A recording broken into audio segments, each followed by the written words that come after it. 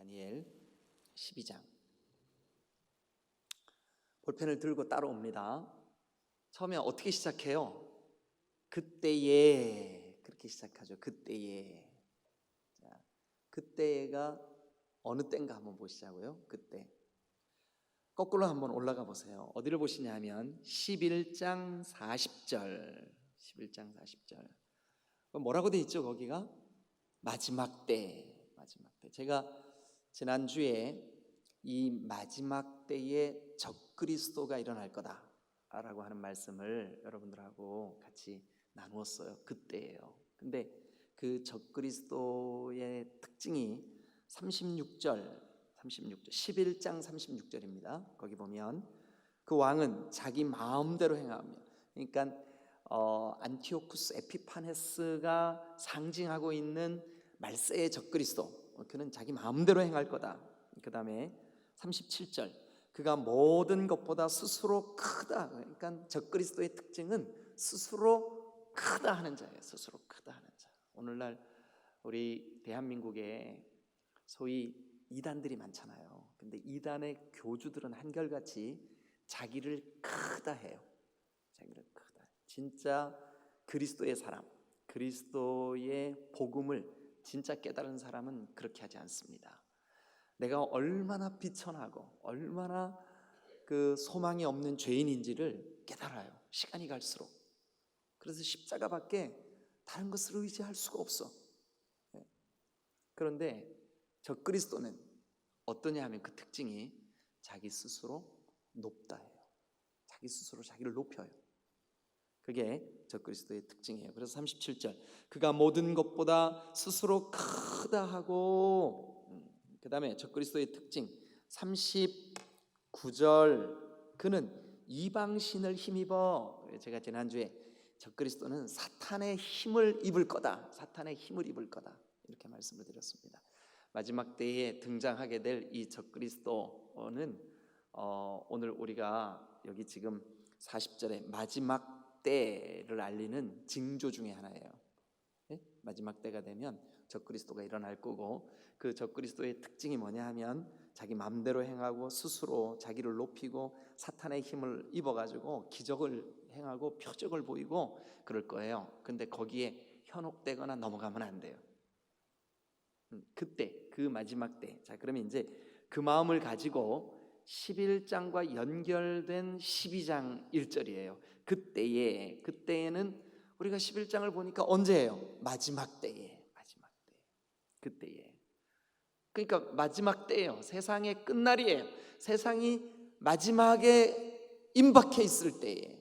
그때에 어떤 일이 벌어지냐면 너의 민족을 호위하는 큰 군주 미가엘이 일어날 것이요. 그러니까 미카엘이 일어나겠대요. 미카엘이 이제 일어나겠다. 평소에는 이 천사들이 우리 눈에 보이지 않고 활동이 잠잠한 것 같죠. 그러나 있습니다. 천사는 있어요. 마귀도 있어요. 예? 여러분, 악한 영이 우리 주변에 있음을 여러분 믿으셔야 돼요. 아멘. 반대로 우리를 돕는 하나님이 보내신 천사 또한 있음을 믿으시기를 축원합니다.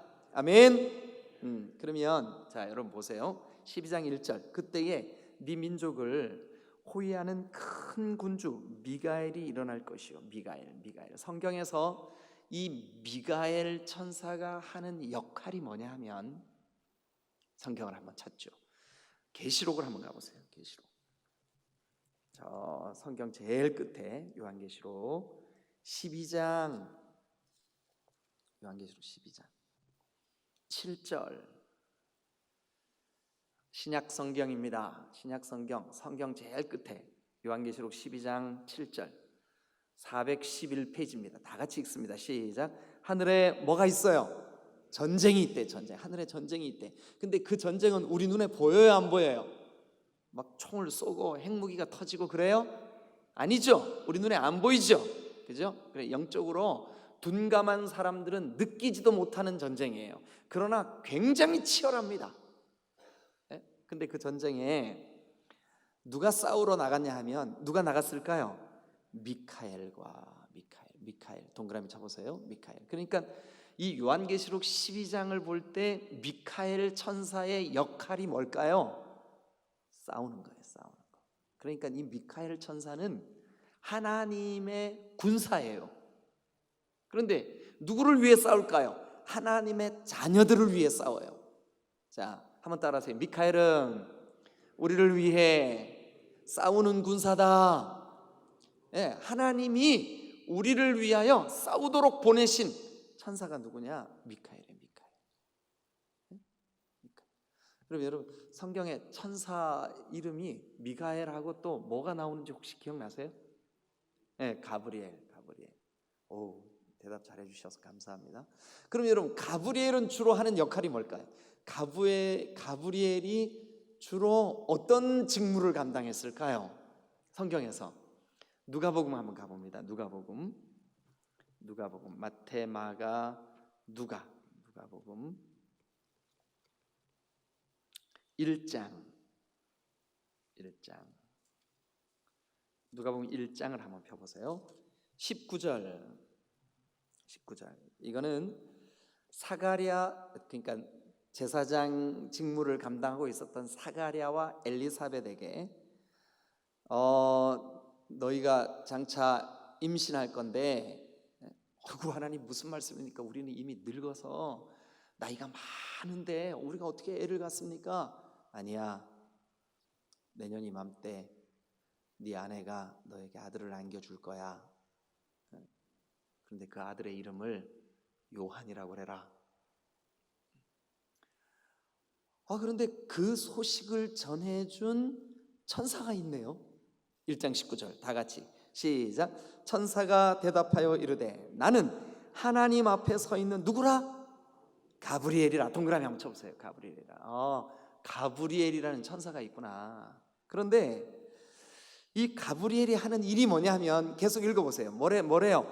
이 좋은 소식을 전하여 너에게 말하라고 보내심을 받았노라. 그러니까 성경에서 가브리엘이 하는 일반적인 역할이 뭘까요?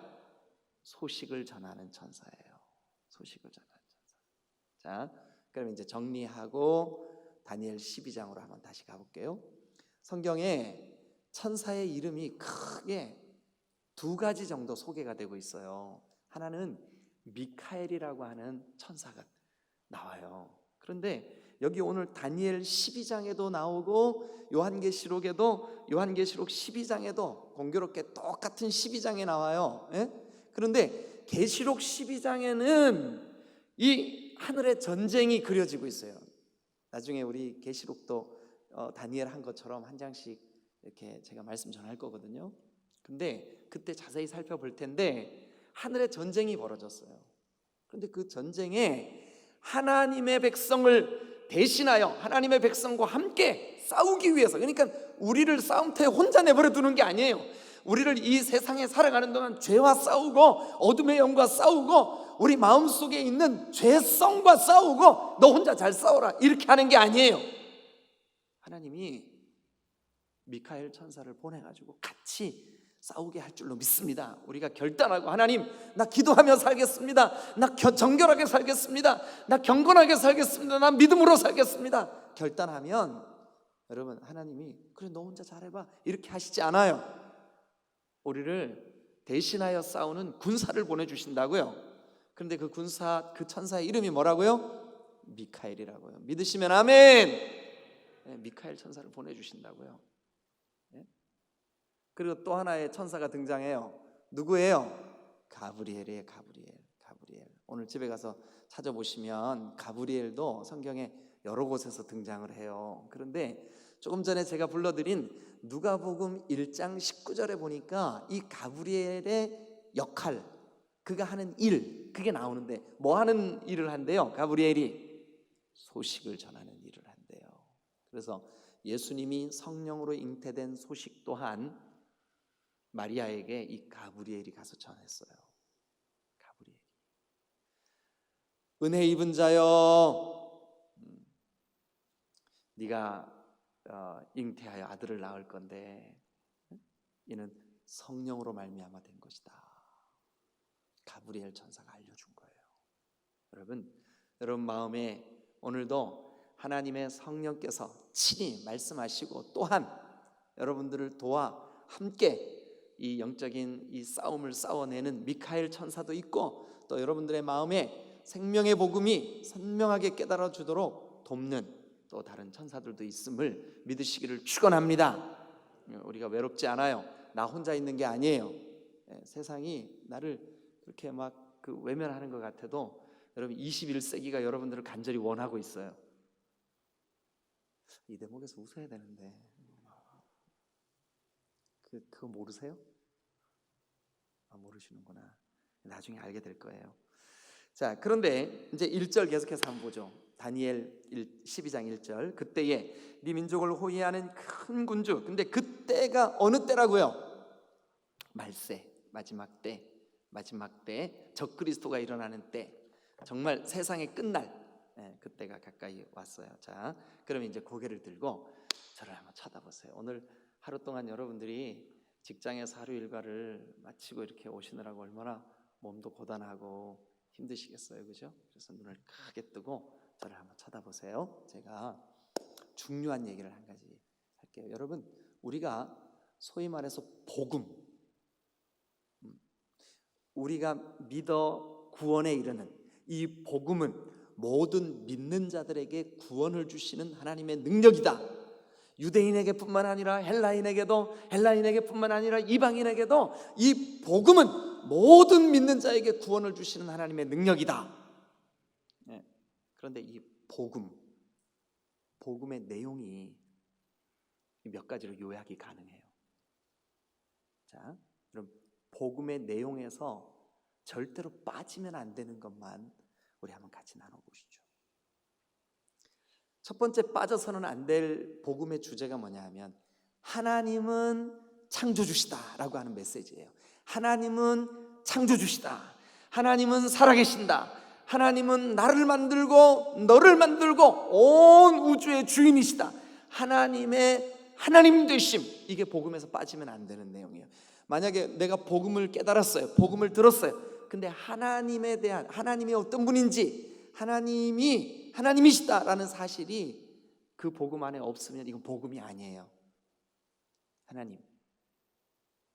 두 번째, 이 복음에서 절대 빠져서는 안 될 중요한 복음의 국면이 있어요. 복음의 내용이 있다고요. 이것은 복음에서 빠지면 안 돼. 그게 뭐냐 하면 나는 죄인이다 라고 하는 사실이에요. 나는 죄인이다.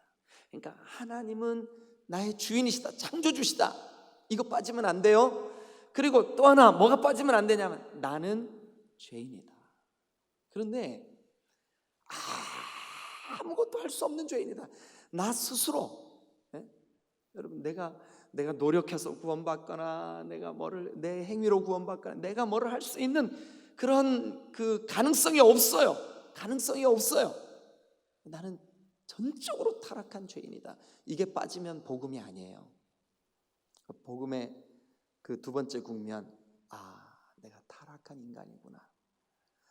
모든 삶의 내 생각의 끝은 죄구나. 내 모습으로는 도저히 하나님을 만날 수도, 하나님의 나라에 들어갈 수도 없구나. 이걸 아세요. 그래서 우리에게는 반드시 예수 그리스도가 필요하다. 예수 그리스도가 빠지면 복음이 아니에요. 예수 그리스도 없는 복음은 없어요.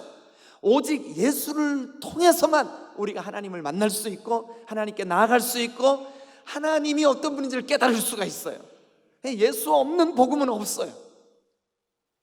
자, 세 가지. 뭐가 빠지면 복음이 아닐까요? 하나님이 빠지면 복음이 아니에요. 또 뭐가 빠지면 복음이 아닐까요?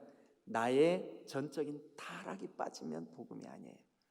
내가 얼마나 비참한 존재인지를 알아야 주님 나 좀 도와주세요 이렇게 할 거 아니에요. 그죠? 그 다음에 세 번째는 예수 그리스도의 구원, 대속, 보혈, 이게 빠지면 복음이 아니에요. 그런데 여러분, 우리가 예수님을 믿는다 할 때 예수님의 뭐를 믿어야 될까요? 예수님에게는 이 복음의 세 가지 국면이 있는 것과 똑같이 예수님에게도 중요한 세 가지 국면이 있어요.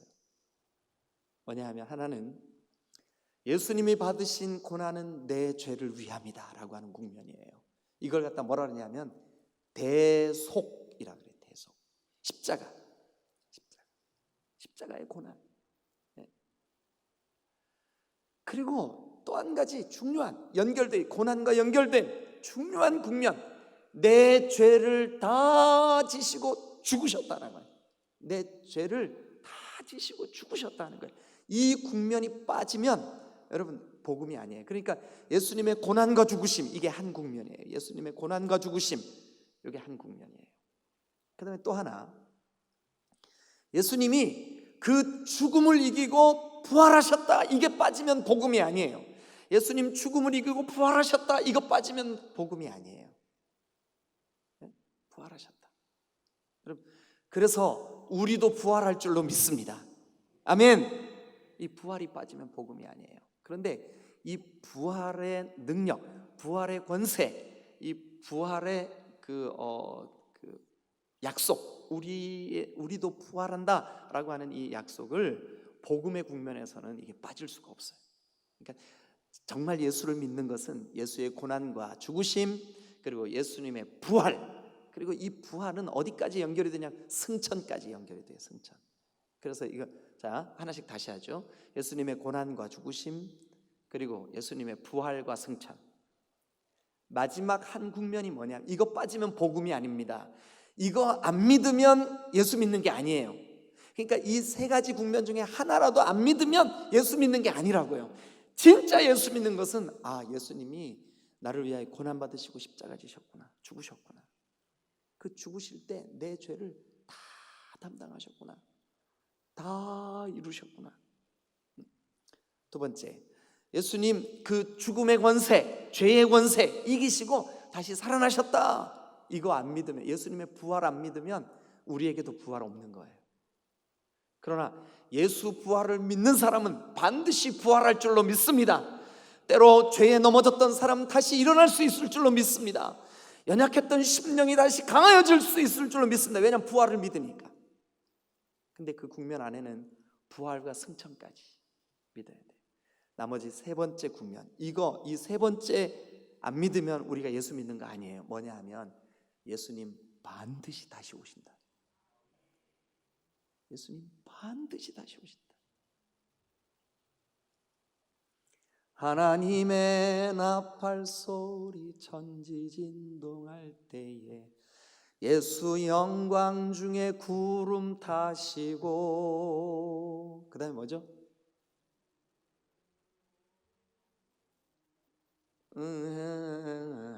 구원 받은 성도들을 모으리. 같이 나팔 불 때 나의 이름, 나팔 불 때 나의 이름, 나팔 불 때 나의 이름, 부를 때에 잔치 참여하겠네.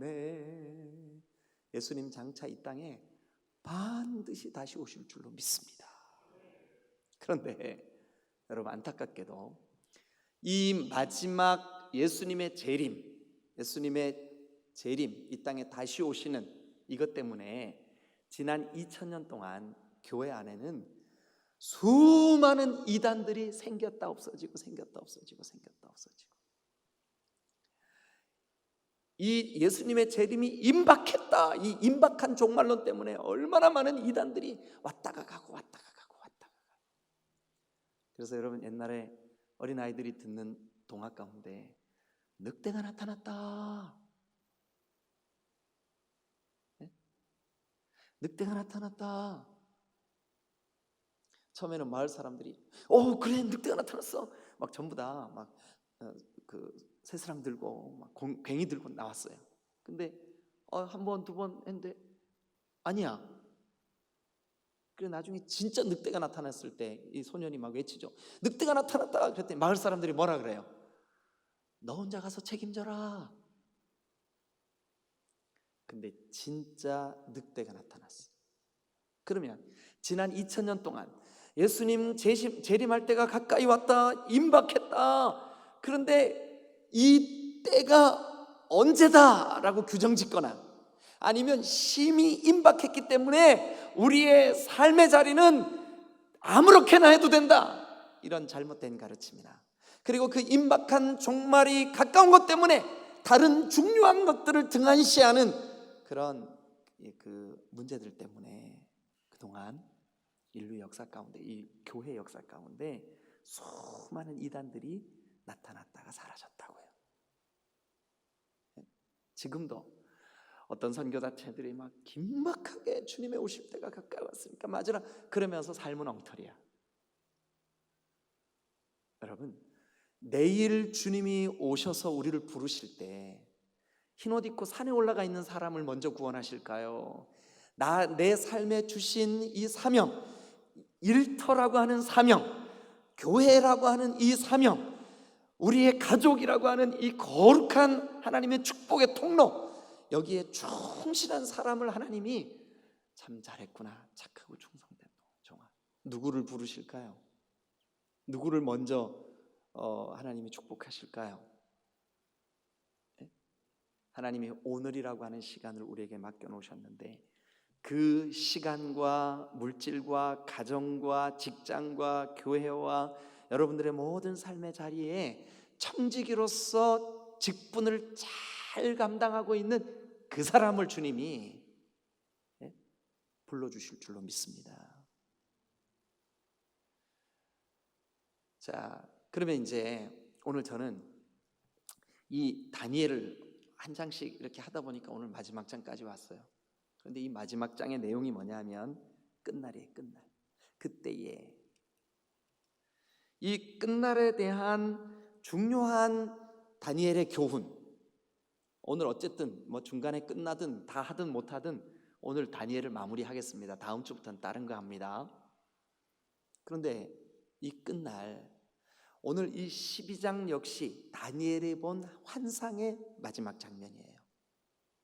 그런데 이 다니엘이 본 마지막 그 끝날, 미카엘까지 동원된 것이 밝히 드러나는 이때 되어질 중요한 몇 가지 현상들을 오늘 우리에게 보여주고 있어요.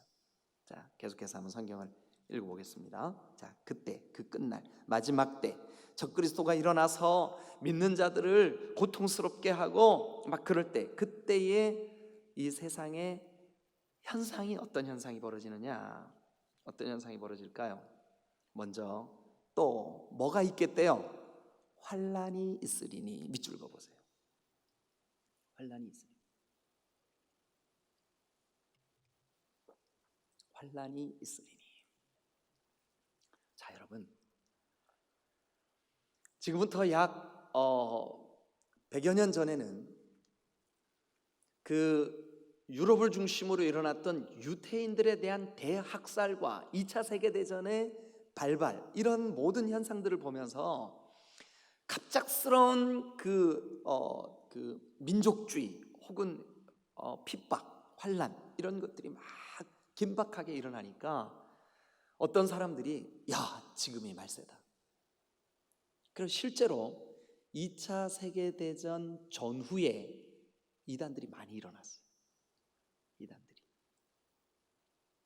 그런데 여러분, 그 2차 세계대전이나 오늘이나 동일하게 여러분, 예수 믿는 게 앞으로 점점 쉬워질까요? 점점 어려워질까요? 점점 어려워집니다. 성경이 줄기차게 말세가 될 때 나타나는 현상으로 이 현상을 꼽습니다. 뭐냐 하면 전에 없었던 큰 환난의 때가 있을 거다. 자, 1절을 다시 봅니다.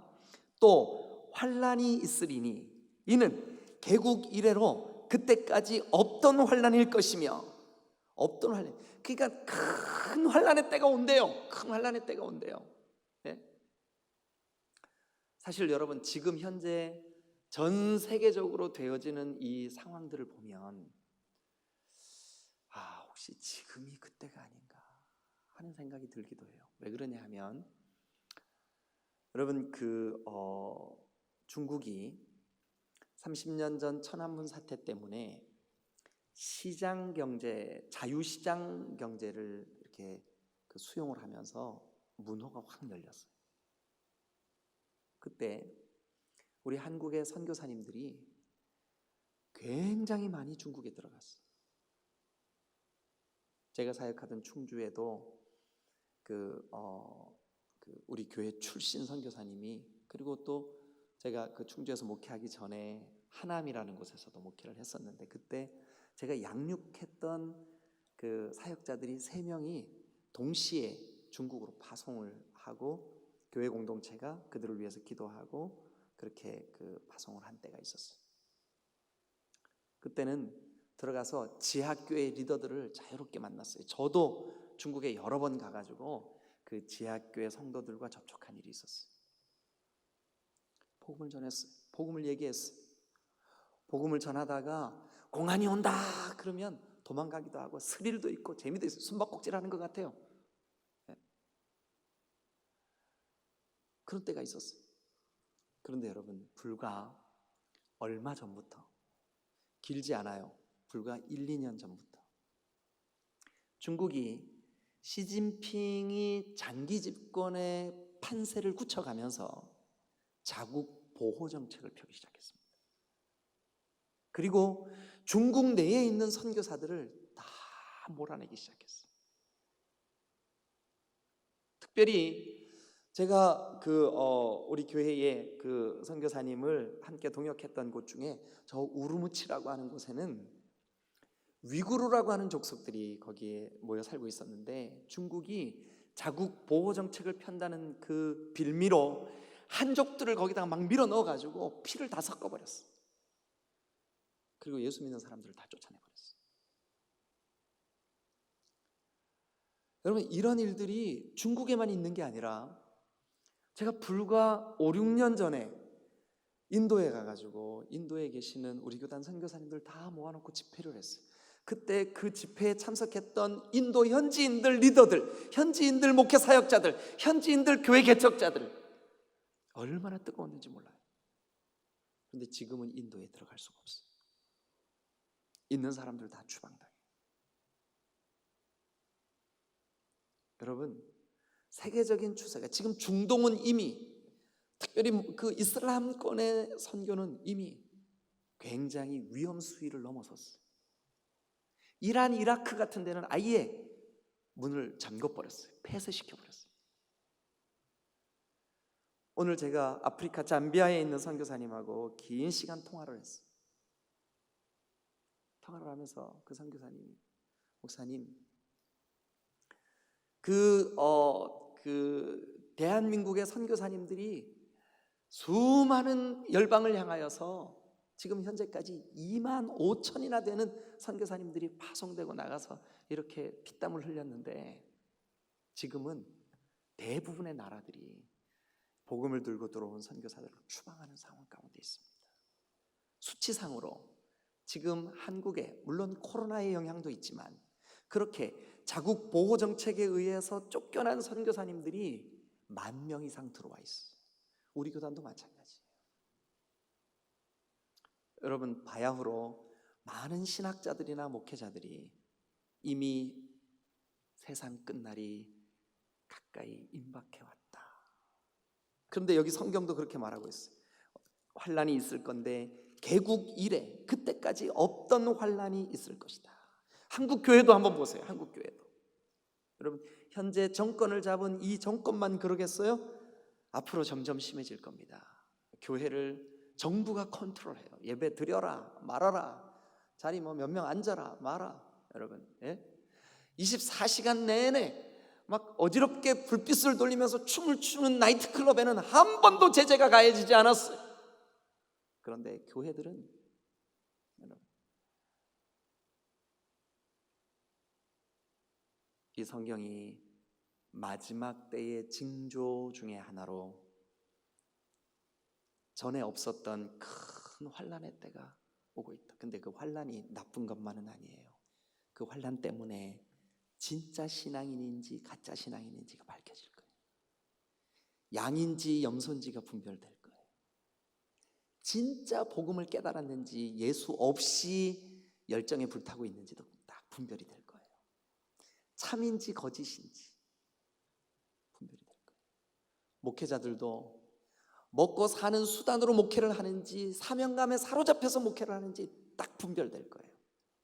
선교사들도 할 일 없으니까 선교사로 나갔는지 아니면 진짜 복음 전하려고 거기 가 있는지가 딱 분별이 될 거예요.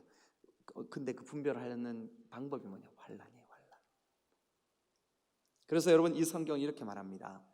네 백성 중 책에 기록된 자는 반드시 그 기록된 모든 자가 구원을 받을 줄로 믿습니다.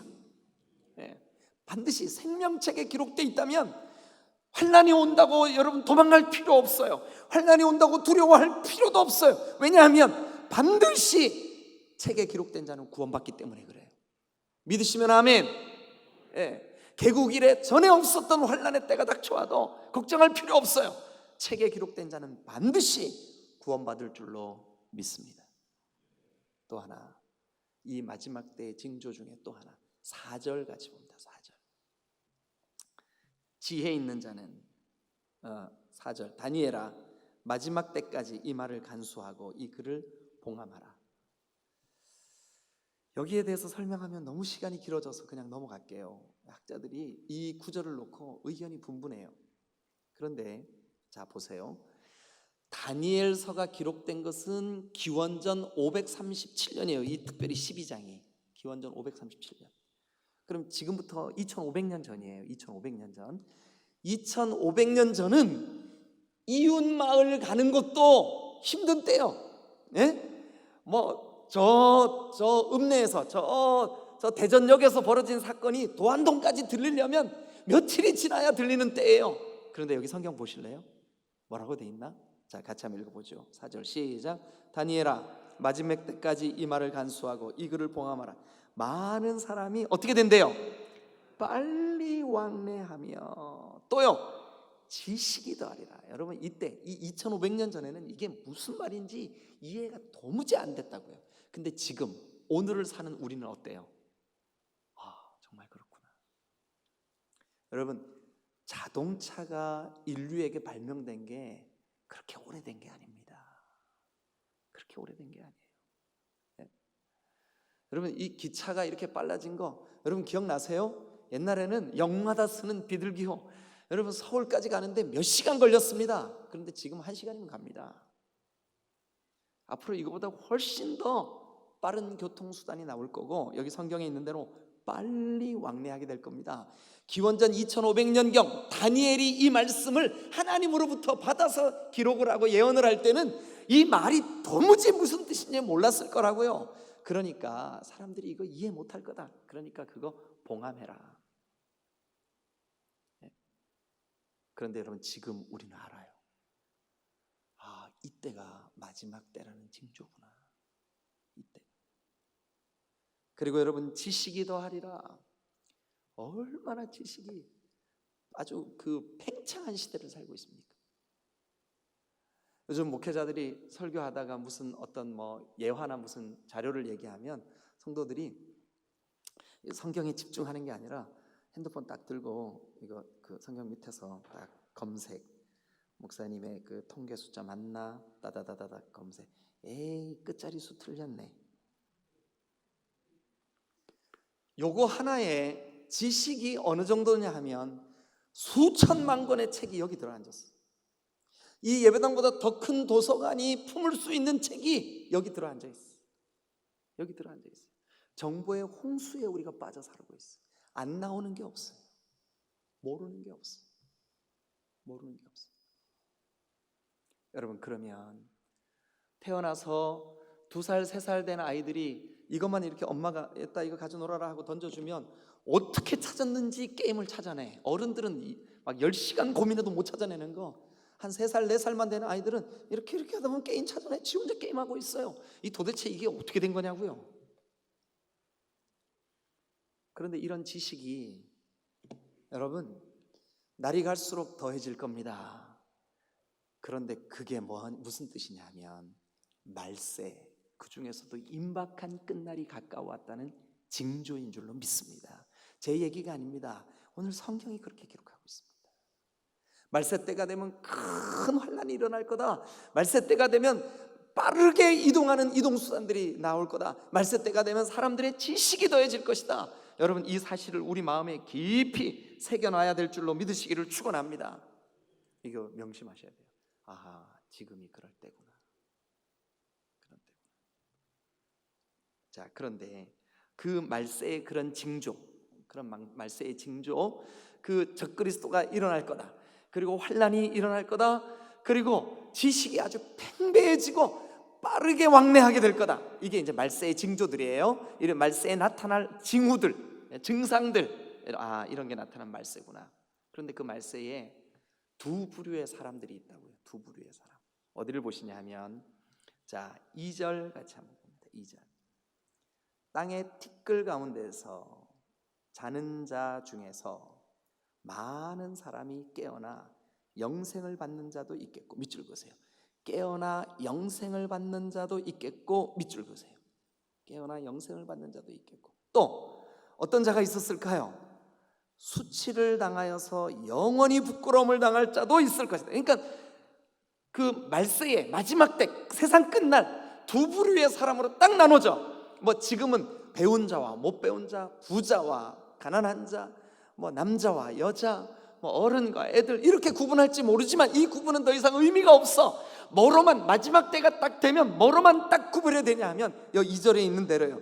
깨어나 영생 얻을 자와, 그리고 여러분 수치를 당해 영원히 부끄러움을 당할, 둘로 딱 나눠지는 거예요. 다른 기준이 없어요.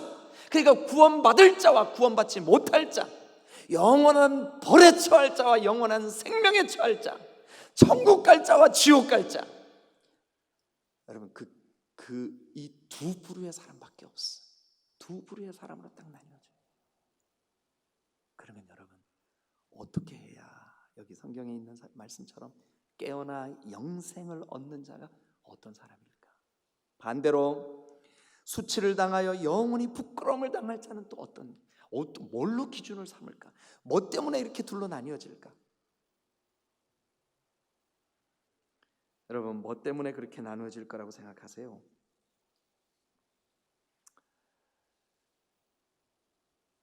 저와 여러분들이 마지막 때에 두 부류, 두 종류의 인생으로 아주 현격하게 나누어지는데, 그 나누어지는 기준 한가운데 예수 그리스도가 딱 있습니다.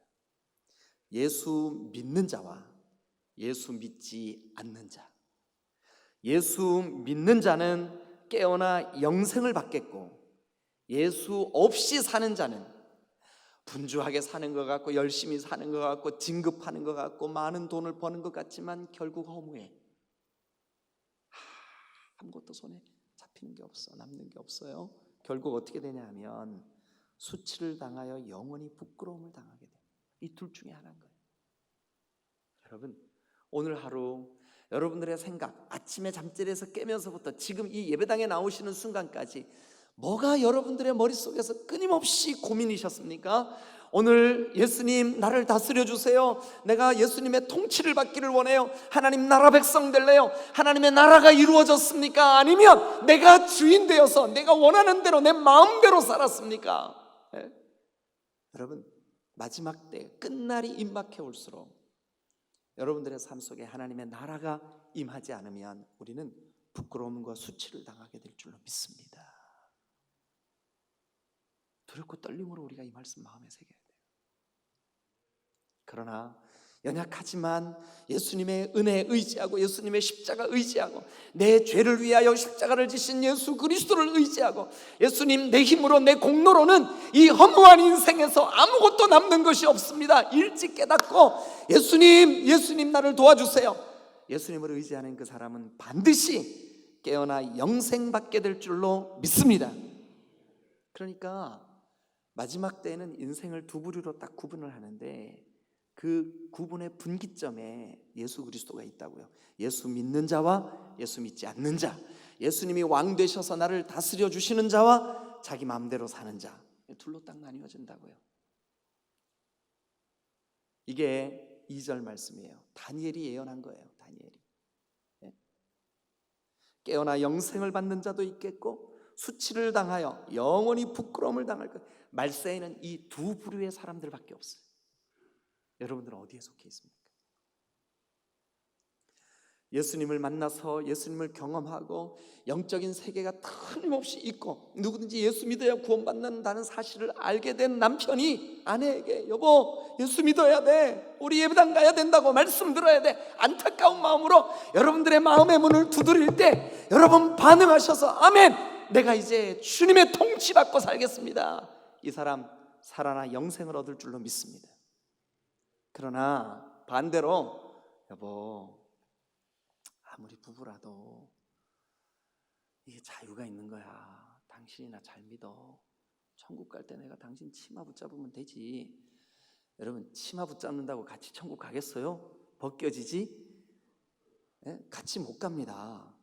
오직 구원받는 것은 그 개인 당사자가 예수 그리스도를 통하여 죄사함 받았느냐 못 받았느냐 이 문제예요. 예수 믿어야 구원받습니다. 예수 믿어야 영생 얻습니다. 예수 믿어야 수치를 당하지 않습니다. 여러분 이게 마지막 때 말세에 대한 예언의 중요한 내용이에요. 마지막 때 두 부류의 사람이 있을 거다. 사랑하는 여러분, 참 저와 여러분들이 꼭 좀 기억하면 좋겠어요. 하나님 말세에 제 영혼이 하나님의 나라를 살게 해주세요. 하나님의 통치받게 해주세요. 네? 마지막 3절까지만 우리 하고 마칠게요. 나머지는 여러분들이 좀 집에 가셔서 읽어보시고 오늘로써 다니엘을 마치겠습니다. 혹시 지금 1장서부터 12장까지 제가 다 했는데요, 앞부분을 좀 들으시기를 원하시는 분들은 우리 교회 그러니까 유튜브에서 디딤돌 교회 치시고 구독을 누르셔야 돼요. 구독. 그러면 이제 그 구독을 누르면 동그라미 창 안에 우리 교회 사진이 떠요. 그래 그 사진을 클릭하면 이렇게 뭐 재생 목록 뭐 이렇게 떠요. 그 재생 목록을 누르면 다니엘도 묶어놨고 창세기도 묶어놨고 출애굽기도 묶어놨고 레위기도 묶어놓고 사도행전도 묶어놓고 다 묶어놨어요. 그래 묶어놓은 데 가가지고 꽃감 빼드시듯이 오늘은 출근하면서 1장, 내일은 퇴근하면서 2장 이렇게 빼드시면 다니엘이 1장부터 12장 마지막 장까지 다 들을 수가 있어요. 그렇게 하시면 됩니다. 그런데 오늘 제가 시간이 없기 때문에 3절까지만 하고 마칠게요. 3절. 자, 지혜 있는 자는 궁창의 빛과 같이 빛날 것이요 많은 사람을 옳은 대로 돌아오게 하는 자는 별과 같이 영원토록 빛나리라. 별과 같이 영원토록 빛나리라. 여러분 저는 여러분들이 마지막에 별과 같이 빛나는 귀한 주의 자녀들 다 되시기를 주님의 이름으로 축원합니다. 이 땅에서는 여러분들이 평범하게 살지만 마지막에 여러분 여기 별과 같이 빛난다. 별이 뭐예요? 스타예요. 스타. 여러분들이 다 스타들이 되시기를 주님의 이름으로 축원합니다. 아멘. 네, 근데 별과 같이 빛나는 사람들이 어떤 사람들이냐면 3절에 이렇게 시작해요. 지혜 있는 자는 궁창의 빛과 같이 빛날 것이요 지혜 있는 자는 빛난대. 지혜 있는 자. 자, 누가 지혜 있는 자일까요? 11장 32절로 가세요. 11장 32절. 조금 빨리 할게요. 11장 32절. 그가 또 언약을 배반하고 악행하는 자를 속임수로 타락시킬 것이나 오직 자기의 하나님을 아는 백성은 밑줄 그어놔 보세요. 자기의 하나님을 아는 백성은. 자, 그 다음에 33절 꼭 이어서 나옵니다. 백성 중에 지혜로운 자들이 많은 사람을 가르칠 것이나 그 문맥을 앞뒤 문맥을 놓고 보면 백성 중에 지혜로운 자들이 누구냐? 하나님을 아는 백성이요 많은 사람을 가르치는, 그러니까 복음의 길을 가르치고 생명의 길을 가르치는 그 사람이 지혜 있는 사람. 그러니까 하나님을 아는 사람이 지혜 있는 사람이요 하나님을 알고 하나님을 경외하는 게 지혜와 지식의 근본인 줄로 믿으시기를 축원합니다. 그런데 그 하나님을 아는 그 사람이 12장 3절 지혜 있는 자는 궁창의 빛같이 빛나게 될 줄로 믿습니다. 스타가 될 줄로 믿습니다. 여러분 이 마지막 때 끝날에 모두가 멸망하지만 모두가 어둠에 휩싸이지만 하나님을 아는 사람 그리고 많은 사람에게 이 하나님을 알려주는 사람 궁창의 빛과 같이 빛날 줄로 믿습니다. 또 지혜 있는 사람이 누굴까요? 여러분, 그 다음에 35절 한번 보겠습니다. 35절. 또 그들 중에 지혜로운 자 밑줄을 그으세요. 지혜로운 자. 우리 지금 12장 3절이 그냥 뜬금없이 뚝 떨어진 게 아니라 이미 다니엘 저 1장서부터 쭉 오고 있는 맥락 안에 있어요. 이게 이 문맥 안에 있다고요. 그런데 이 문맥에서 이미 지혜로운 자가 누군지 설명을 다 해주셨어, 하나님이. 뜬금없는 얘기가 아니에요. 그 12장에 있는 이 3절의 지혜로운 자가 누구냐? 11장 35절. 자, 또 그들 중 지혜로운 자 몇 사람이 몰락하여 무리 중에서 연단을 받아 정결하게 되며 희게 되어. 자, 보세요. 정결하게 되며 희게 되는 사람. 연단 중에서도, 어려움 중에서도 거기 그렇게 돼 있죠. 연단을 받아 정결하게 되며 희게 돼. 그러니까 연단을 받으면 정결하게 되고 희게 될 줄로 믿습니다. 연단을 받으면 어려움이, 고난이, 가난함이, 궁핍함이 우리가 싫지요. 그러나 그 궁핍함이 우리를 정결케 하고 희게 하는. 그러니까 내가 정말 정결한 사람인가? 하나님 앞에 어떨 때는 환난 때문에 나를 실험해 볼 수가 있어요. 근데 지혜 있는 사람, 지혜로운 사람이 누구냐 하면, 여러분, 연단 중에도 정결함을 추구하는 사람이에요. 아멘. 네. 시험이 와도, 환난이 와도 하나님 앞에서 여기 11장 35절처럼 연단을 받아 정결하게 되며 희게 되어 마지막 때까지 이르게 하리니. 마지막 때까지 정결하고 거룩한 삶을 사는 사람, 연단 속에서도 믿음을 잃지 않고 복음을 굳게 붙잡는 사람, 그게 지혜로운 사람이에요. 또 지혜로운 사람이 어떤 사람일까요? 12장 10절을 한번 가보겠습니다. 12장 10절. 자, 같이 읽겠습니다. 시작. 많은 사람이 연단을 받아 스스로 정결하게 하며 희게 할 것이나 악한 사람은 악을 행하리니 악한 자는 아무것도 깨닫지 못하되 오직 지혜 있는 자는 뭐래요? 깨닫는 자.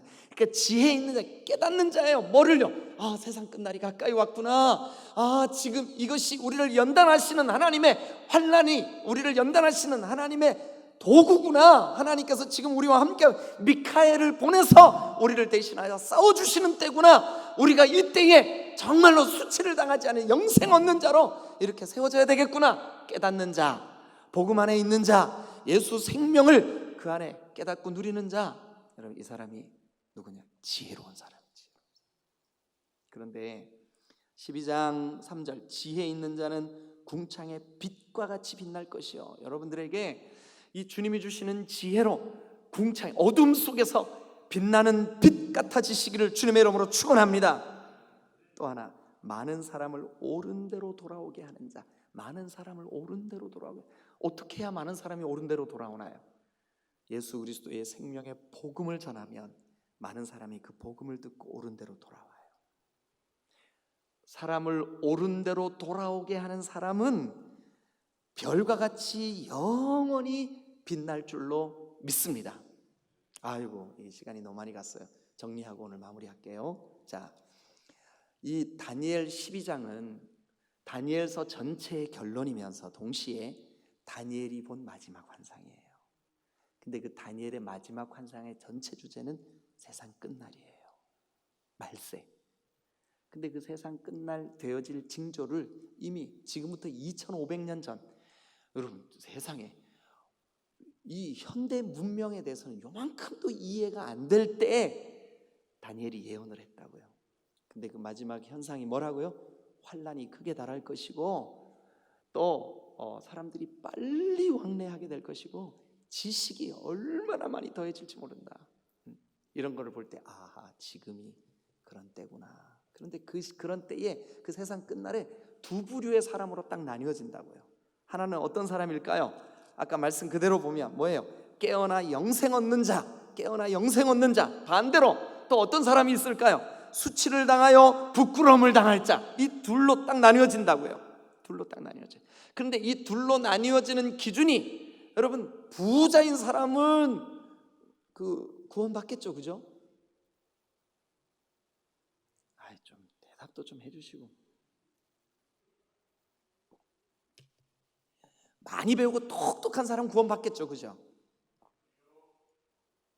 착한 일 많이 한 사람 구원받겠죠? 아닙니다. 그런 걸로 기준을 삼는 게 아닙니다. 전적으로 100% 타락한 내 힘으로는 구원받을 수 없기에 나를 좀 도와주세요, 예수님 아니면 방법이 없어요, 그거 깨닫고 믿고 예수님 이름 의지하는 사람, 그 사람은 수치를 당하지 않을 줄로 믿습니다. 부끄러움을 당하지 않을 줄로 믿습니다. 왜냐하면 예수님이 붙잡아 구원해 주실 거니까. 할렐루야. 그런데 그 마지막 때에 천국에서 해같이 별같이 빛날 사람들이 있대요. 누가요? 지혜로운 사람. 누가요? 많은 사람들을 옳은 대로 돌아오게 하는 사람. 반드시 하나님이 별같이 해같이 스타로 만들어 주겠대요. 여러분, 오늘 우리가 이 말씀을 다니엘의 결론으로 마음에 딱 새기고, 주님, 지금부터 2500년 전 문명이 아직 그렇게 발달되지 못했던 때에 예언자였던 다니엘이 우리에게 남겨놓은 이 다니엘서, 그것도 그 마지막에 되어진 이 12장의 메시지가, 그가 본 환상이 오늘 우리에게 교훈이 되어서 말세를 사는 우리에게 이 말씀 붙잡고 믿음으로 승리하는 삶 살게 도와주세요. 여러분, 그렇게 기도하시기를 주님의 이름으로 축원합니다. 할렐루야.